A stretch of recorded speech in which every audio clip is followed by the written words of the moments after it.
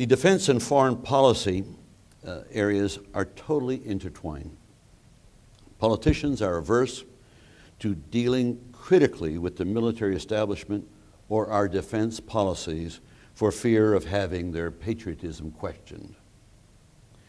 We should be guided by the words of President Dwight Eisenhower, warning that an inordinate emphasis on military power breeds a culture of militarism that threatens all vital areas of our society. An inordinate emphasis on military power will guarantee our collapse as a nation and as a democracy. Unfortunately,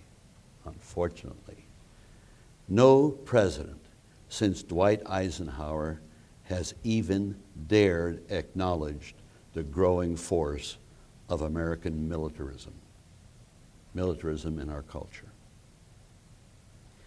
Political leaders continually cast our self-proclaimed global leadership in triumphal moral terms in order to affirm a responsibility to bring freedom and liberty to the peoples of the world, but typically only if our interests are involved.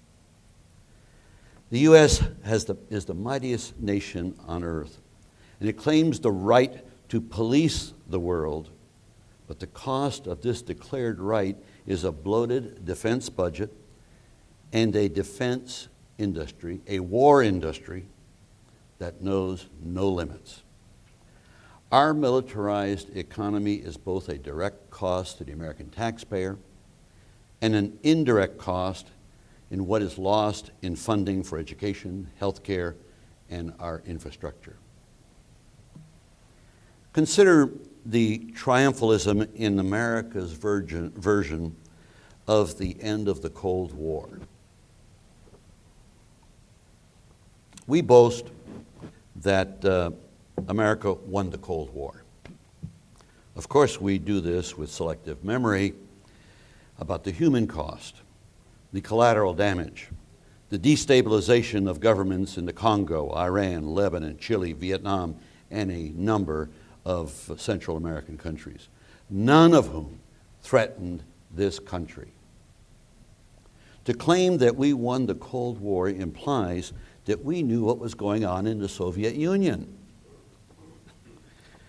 Well, at the time, our political leadership was so busy revving up our military expenditures that we failed to realize what was really happening in the Soviet Union, and that was they were actually experiencing a political and social meltdown. Our leaders and our intelligence community was clueless about what was going on. The Cold War was not won by anybody. The Soviet Union experienced the final implosion of a bankrupt economic theory that had been maintained by tyranny for 70 years, inflicting untold pain and suffering on an unfortunate people. If credit is to be bestowed on individuals, then the lion's share of the credit for ending the Cold War must go to Mikhail Gorbachev. The Polish Solidarity Movement and the Pope also deserve credit, and to a much lesser extent, Ronald Reagan, who observed Gorbachev's initiatives without aggressive interference. Thank you. President Reagan could have done a lot more, but the hawks in our government felt that what was going on in the Soviet Union was a ruse. They were finding some secret way to attack us. This is but one example of how we treat and conduct our foreign relations with other countries and color our history, thus enhancing our national delusion. But worse, this phony triumphalism stirs up our jingoistic emotions, and as a result, national hubris requires that our leaders always assert the primacy of our national interest above other nations, even though many times that interest trumps morality. Granted, most nations have arrogant beliefs.